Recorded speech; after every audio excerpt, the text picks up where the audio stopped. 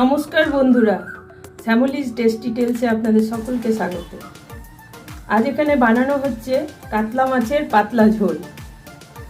অতি অল্প উপকরণে রান্নাটি হয়ে যাবে, কিন্তু খুবই সুস্বাদু হয়।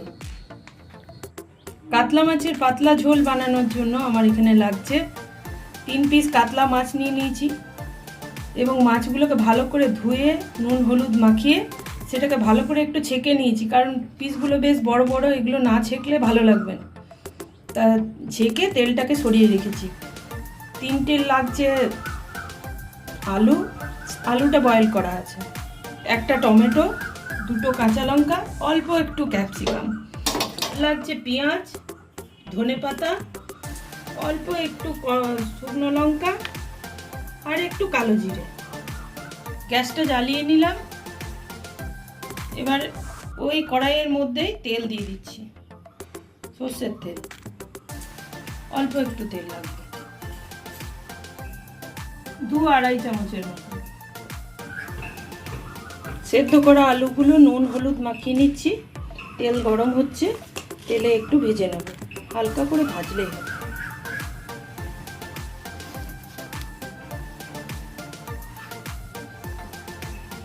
তেল গরম হয়ে গেছে, মাছ ভাজা তেলটাতেই এটা দিয়ে দিচ্ছি আলুগুলো, দিয়ে একটু ভেজে নিচ্ছি।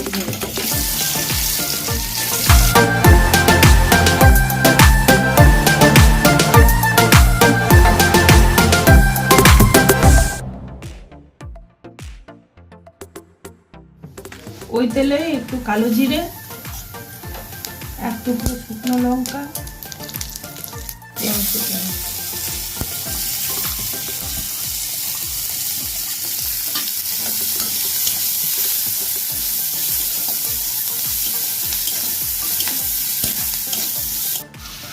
পেঁয়াজগুলো একটু ভাজা ভাজা হয়ে গেছে। নুন, পরিমাণ মতো নুন, পরিমাণ মতো হলুদ এবং টমেটো দিয়ে ভালো করে ভেজে নেব।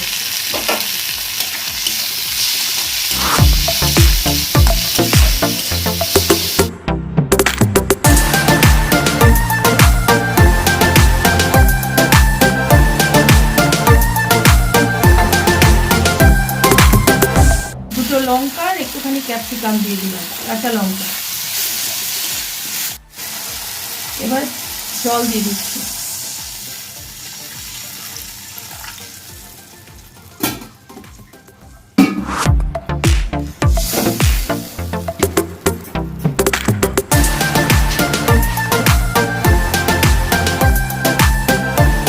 চামচ চিনি দিয়ে দিচ্ছি।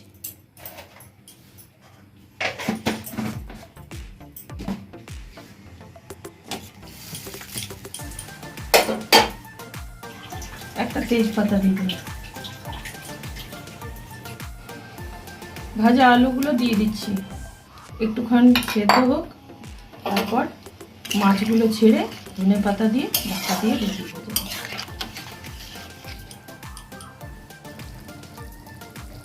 এবার মাছগুলো দিয়ে দেবো একে একে।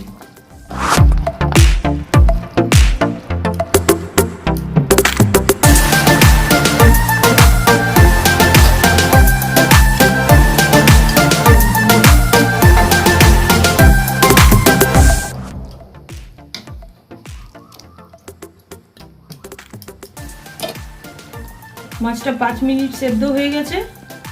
এবার একটু গরম মশলা, অল্প একটু, এইটুকুনি গরম মশলা আর একটু ধনে পাতা,